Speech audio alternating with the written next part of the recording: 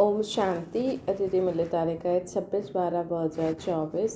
अॼु मिठा मिठा बाप दादा चवनि था, मीठी मीठी ॿार तव्हां हाणे पढ़ाई पढ़ो था। ये पढ़ाई आई पदत खां पावन ठहिण जी। तव्हां हाणे पढ़ाई पढ़ो था। ये पढ़ाई आहे ही पदत खां पावन ठहिण जी। तव्हांखे ये पढ़णो पढ़ाइणो आहे। तव्हांखे ये पढ़णो बि आहे ऐं पढ़ाइणो बि आहे। प्रश्न आहे, दुनिया में कहिड़ो ज्ञान हूंदे हुए बि अज्ञान अंधेरो आहे। उत्तर आहे माया जो ज्ञान, जंहिंसां विनाश थींदो आहे। माया जो ज्ञान जंहिंसां विनाश थींदो आहे, मून ताईं वेंदा आहिनि। इहे ज्ञान ॾाढो आहे, लेकिन नई दुनिया ऐं पुराणी दुनिया जो ज्ञान कंहिं वटि बि न आहे। हाणे अज्ञान अंधेरे में आहियूं। हाणे ज्ञान नेत्र सां अंधा आहियूं। तव्हांखे हाणे ज्ञान जो टियों नेत्र मिलंदो आहे न। तव्हां नॉलेजफुल ॿार ॼाणंदा आहियो, उन्हनि जी ब्रेन में विनाश जी ख़्यालात आहिनि। तव्हांजी बुद्धि में स्थापना जी ख़्यालात आहिनि। उन्हनि जी ब्रेन में विनाश जा ख़्यालात आहिनि। तव्हांजी ब्रेन में बुद्धि में स्थापना जा ख़्यालात आहिनि। दुनिया में कहिड़ो ज्ञान हूंदे हुए बि अज्ञान अंधेरो आहे कि इहे सभु माया जो ज्ञान जंहिंसां विनाश थींदो आहे। पतो आहे कि इहे जो बि असां करूं था, इन सां दुनिया विनाश खे प्राप्त कंदी, लेकिन ज्ञान हूंदे हुए बि जीअं अज्ञान अंधेरे में आहे। ओम शांति। बाप हिन शरीर द्वारा सम्झाईंदा आहिनि। इनखे जीव चइबो आहे न। इन्हनि जी आत्मा बि ऐं मां बि इन में अची करे वेहींदो आहे। इहे त पहिरियों पको हुजिणो खपे। इन्हनि खे दादा खे चइबो आहे। इहे निश्चय ॿारनि खे ॾाढो पको हुजिणो खपे। इन्हनि खे दादा चइबो आहे। इहे निश्चय ॿारनि खे ॾाढो पको हुजिणो खपे। ॾाढो इन निश्चय में ई रमण करिणो आहे। बराबरि बाबा जंहिंमें पधरामणी कई आहे, उहो बाप ख़ुदि चईंदा आहिनि, मां इन्हनि जे ॾाढे जन्मनि जे अंत में ईंदो आहियां। ॿारनि खे सम्झायो आहे। इहा आहे सर्वशास्त्रमयी शिरोमणी गीता जो ज्ञान। श्रीमत अर्थात श्रेष्ठ मत। श्रेष्ठ ते श्रेष्ठ मत हिकु भॻवान जी ई हूंदी आहे, जंहिंजी ही श्रेष्ठ मत सां तव्हां देवता ठहींदा आहियो। बाप ख़ुदि चईंदा आहिनि, मां ईंदो ई तॾहिं आहियां जॾहिं तव्हां भ्रष्ट मत सां पतित ठही वेंदा आहियो। मनुष्य खां देवता ठाहिण जो अर्थ बि सम्झायो आहे। विकारी मनुष्यनि सां निर्विकारी देवता ठाहिण बाप ईंदा आहिनि। सतयुग में मनुष्य ई रहंदा आहिनि। विकारी मनुष्य खां निर्विकारी देवता ठाहिण बाप ईंदा आहिनि। सतयुग में मनुष्य ई हूंदा आहिनि, परंतु उन्हनि में दैवी गुण हूंदा आहिनि।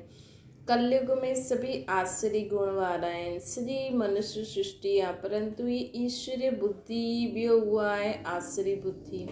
हिते ज्ञान, हुते भक्ति। ज्ञान ऐं भक्ति अलॻि अलॻि आहे। भक्ति जी पुस्तक केतिरा ढेर जा ढेर आहिनि। ज्ञान जी पुस्तक हिकु आहे।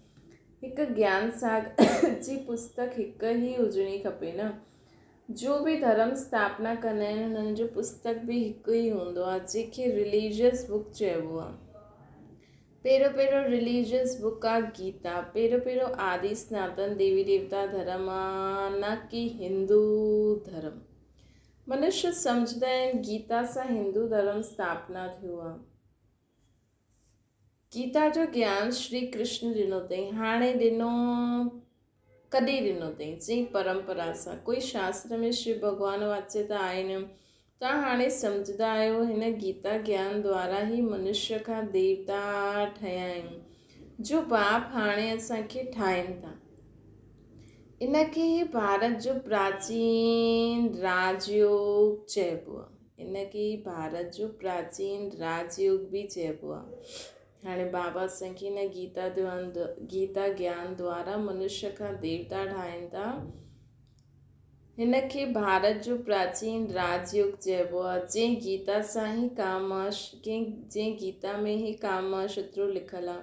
हिन शत्रु ही तव्हांखे हार खिलाई अथई। बाप हिन ते ही जीत पाराए करे जगत जीत विश्व जो मालिक ठाहींदा आहिनि। बेहद जो बाप बि हिननि द्वारा तव्हांखे पढ़ाईंदा आहिनि। उहे सभी आत्माउनि जो बाप आहे। ये पोइ सभी मनुष्य आत्माउनि जो बेहद जो बाप नाम या प्रजापिता ब्रह्मा। तव्हां कंहिंखां पुछी सघंदा आहियो ब्रह्मा जे बाप जो नाम छा आहे त मुंहिंजी पवंदा ब्रह्मा विष्णु शंकर। इन टिनिनि जो बाप कोई त हूंदो न, है न। ब्रह्मा विष्णु शंकर सूक्ष्म वतन में देवता आहिनि।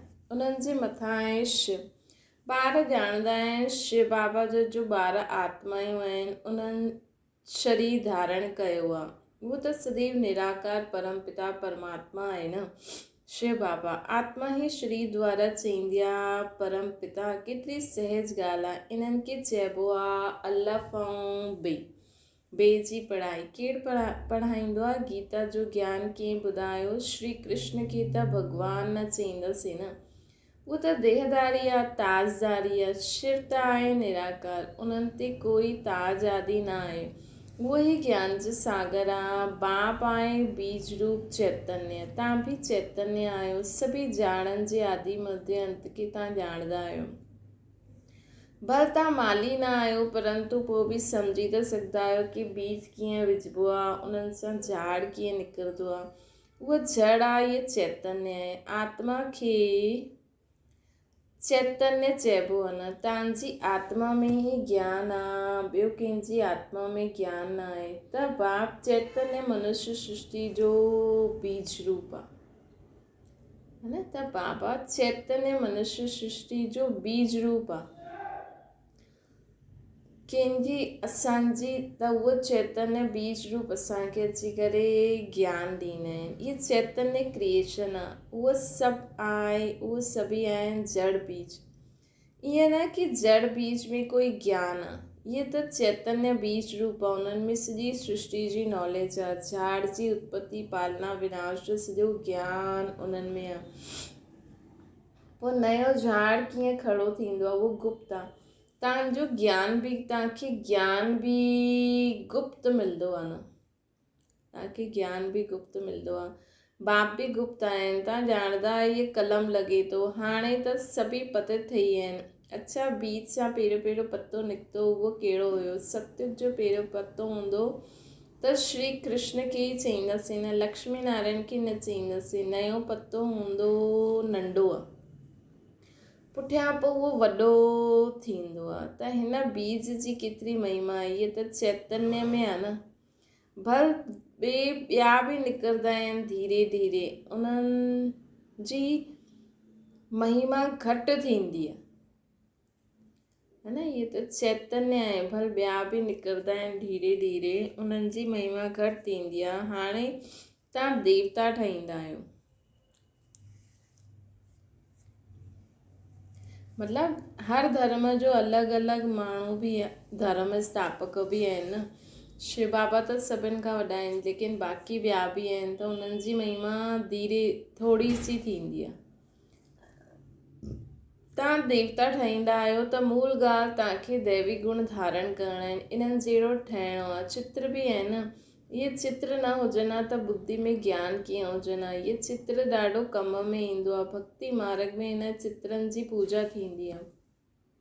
ॿियो ज्ञान मार्ग में तव्हांखे इन्हनि सां ज्ञान मिलंदो आहे कि हिननि जहिड़ो ठहिणो आहे। किथे उहो आरती उतारंदा आहिनि ऐं किथे असां कृष्ण जो चित्र रखंदा आहियूं कि असांखे हिननि जहिड़ो ठहिणो आहे। उहो त इहे सोचे बि न सघंदा आहिनि। भक्ति में कोई माण्हू सोचे बि न सघे कि मां हिन जहिड़ो ठहां। इहो मुंहिंजो पुटु थी सघंदो आहे, इहो मुंहिंजो पति थी सघंदो आहे, इहो मुंहिंजो फ्रेंड थी सघंदो आहे, इहो मुंहिंजो ॿारु थी सघंदो आहे न। भक्ति मार्ग में ईअं न सम्झंदा आहिनि कि असांखे अहिड़ो ठहिणो आहे। भक्ति मार्ग में मंदर आदि केतिरा ठाहींदा आहिनि। सभिनि खां जास्ती मंदर कंहिंजा हूंदा? ज़रूरु शिव बाबा जा ई हूंदा। पोइ हुन खां पोइ क्रिएशन जा हूंदा। पहिरीं क्रिएशन इहे लक्ष्मी नारायण आहे त शिव खां पोइ हिननि जी पूजा जास्ती थींदी आहे। माताउनि जो ज्ञान ॾींदियूं आहिनि, उन्हनि जी पूजा न आहे। उहे त पढ़ंदियूं आहिनि न। तव्हांजी पूजा हाणे न थींदी। बाबा चवनि था की पहिरियों शिव, पोइ ब्रह्मा विष्णु शंकर, पोइ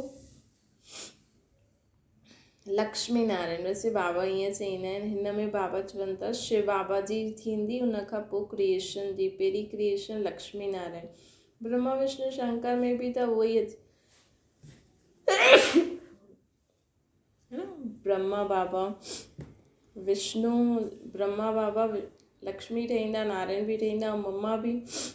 त शिव बाबा खां पोइ पूजा जास्ती उन्हनि जी थींदी आहे। माताऊं जो ज्ञान ॾींदियूं आहिनि उन्हनि जी पूजा न आहे, उहो त पढ़ंदियूं आहिनि न। तव्हांजी पूजा हाणे न थींदी, छोकी तव्हां हाणे पढ़ो था।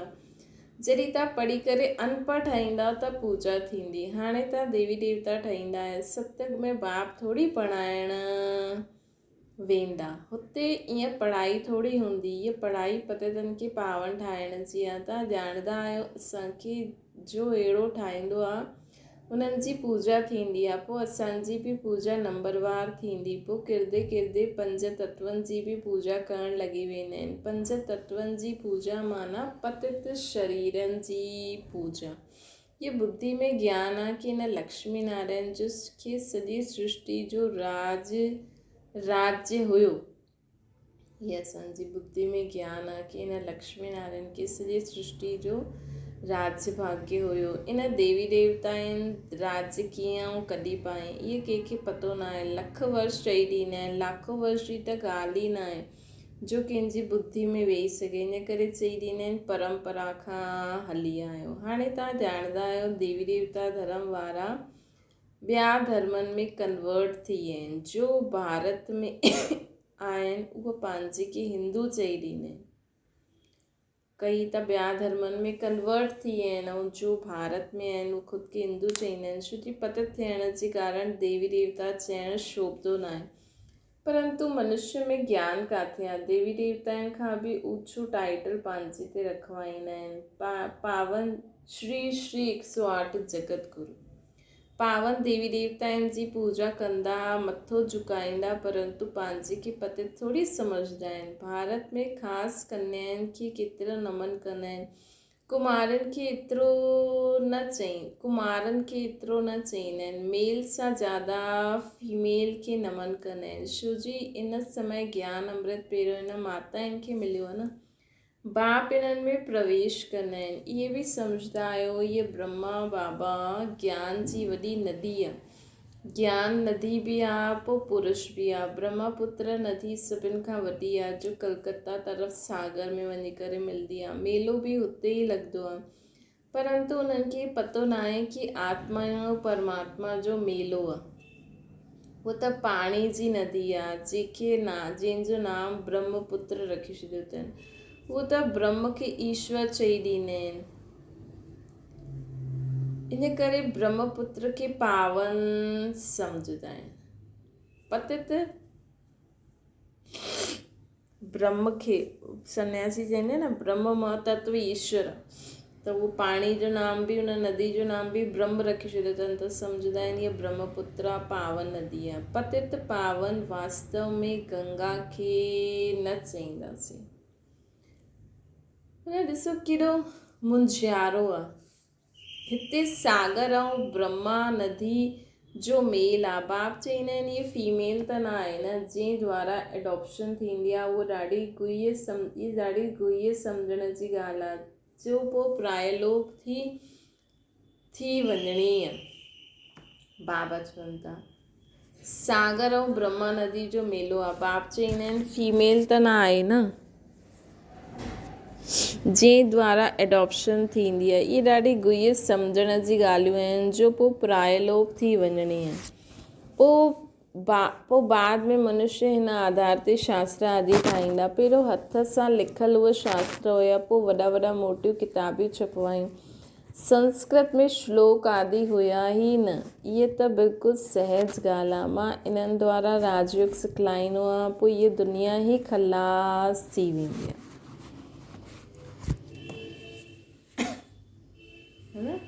बाबा चवनि था शास्त्र आदि कुझु बि न रहंदा। पोइ भक्ति मार्ग में माण्हू ठाहींदा। पहिरियों हथ सां ठाहींदा, पोइ वॾा वॾा ठाहींदा। ऐं संस्कृत में पहिरियों संस्कृत में न ठाहींदा आहिनि, ही त पोइ आई आहे।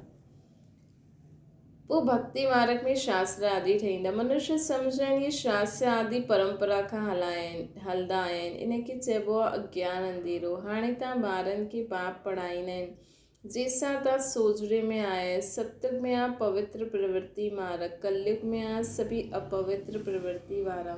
ये बि ड्रामा आहे। बाद में निवृत्ति मार्ग जंहिंखे संन्यास धर्म चइबो आहे, जंगल में वञी करे रहंदा आहिनि, उहा हद जो संन्यास आहे।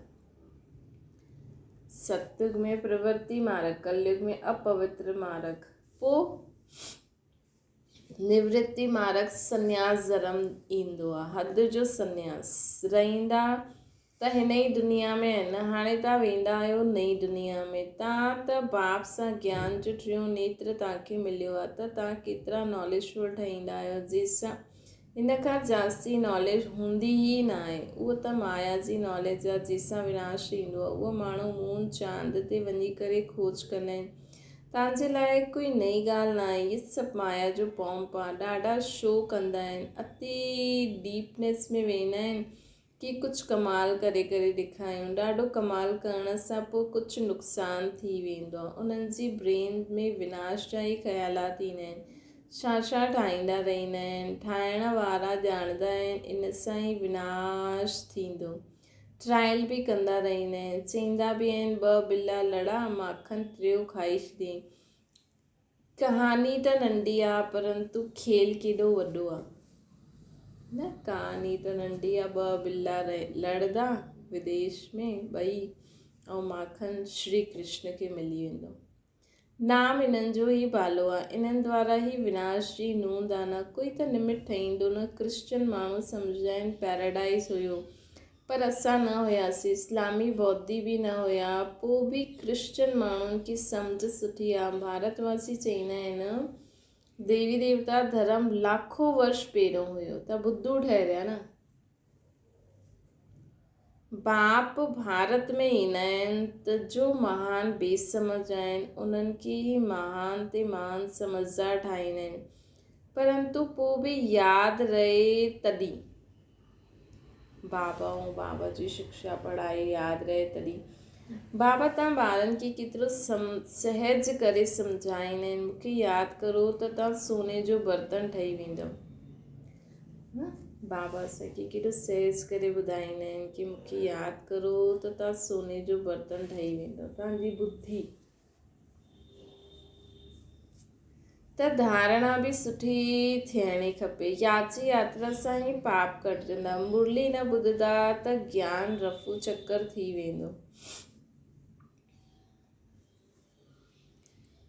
बाप त रहमदिल हुजण जे नाते उठाइण जी युक्ति बतलाईंदा रहंदा आहिनि। अंत ताईं सेखारींदा ई रहंदा। अच्छा अॼु भोग आहे, भोग लॻाए करे जल्दी वापसि अची वञिणो आहे। बाक़ी वैकुंठ में वञी करे देवी देवता आदि जो साक्षात्कार करणु इहे त फालतू आहे। इन में कोई महीन बुद्धि खपे। बाप हिन रथ द्वारा चवंदा आहिनि मूंखे यादि करो, मां ई पतित पावन तव्हांजो बाप आहियां। तव्हां सां खायां, तव्हां सां उथां, तव्हां सां ई हर कर्म करां, तव्हां सां ई वियां। इहे हितां जे लाइ आहे, मतिलबु संगम युग जे लाइ। मथे ऐं हिन सृष्टि ते मथे में कीअं थींदो। अच्छा मीठी मीठी सिकिल ते ॿारनि प्रति माता पिता बाप दादा जो यादि प्यार ऐं गुड मॉर्निंग। रूहानी बाप जी सभिनि रूहानी ॿारनि खे नमस्ते। असांजी बि रूहानी माता पिता बाप दादा खे यादि प्यार गुड मॉर्निंग ऐं नमस्ते। धारणा जे लाइ मुख्य सार। बाप हिन दादा में प्रवेश थी असांखे मनुष्य खां देवता अर्थात विकारी खां निर्विकारी ठाहिण जे लाइ गीता जो ज्ञान ॿुधाईंदा आहिनि। इन निश्चय में रमण करिणो आहे। श्रीमत ते हली करे श्रेष्ठ गुणवान ठहिणो आहे। ॿियो आहे याची यात्रा सां बुद्धि खे सोने जो बर्तन ठाहिणो। असांजी बुद्धि सोने जो बर्तन ठही वञे जंहिंमें सिर्फ़ु ज्ञान रत्न ई ठहरी सघनि, ॿियो कुझु बि न ठहरी सघे। ज्ञान बुद्धि में सदा ज्ञान बुद्धि में सदा ठहियो रहे। उन जे लाइ मुरली ज़रूरु पढ़णी व ॿुधणी आहे, है न। रोज़ रोज़ ॿुधण, रोज़ रोज़ पढ़ण सां छा थींदो, असांजी बुद्धि में पॉइंट्स ईंदी वेंदियूं पोइ हुनखे मनन चिंतन कंदा रहंदासीं त बसि उहो ई चिंतन हलंदो रहंदो। वरदान, पंहिंजी पोज़ीशन जी स्मृति द्वारा माया ते विजय प्राप्त करण वारा निरंतर योगी ठहो।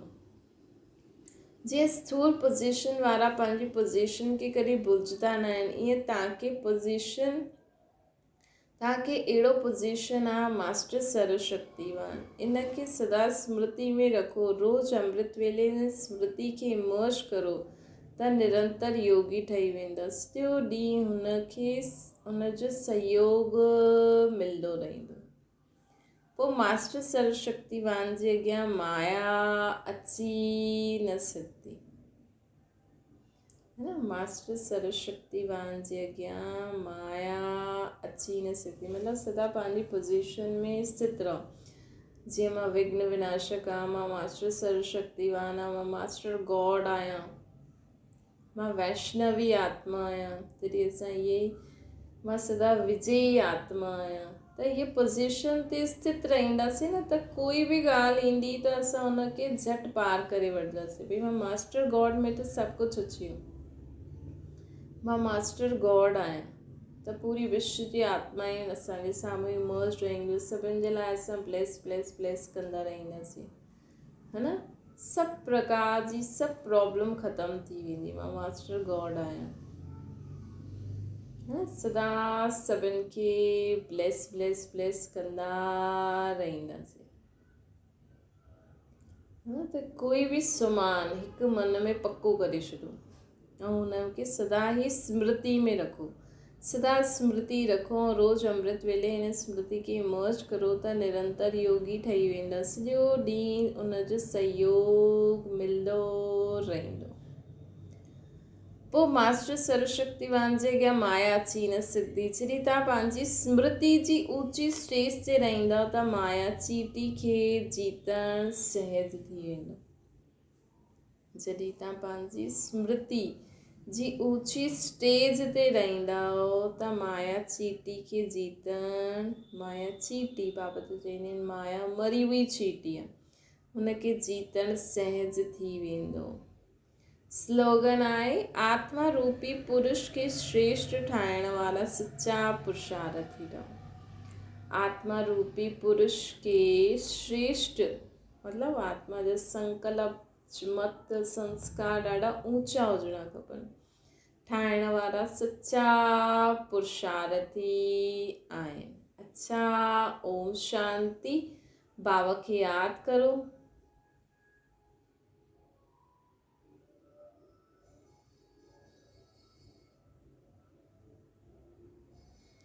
ओम शांति।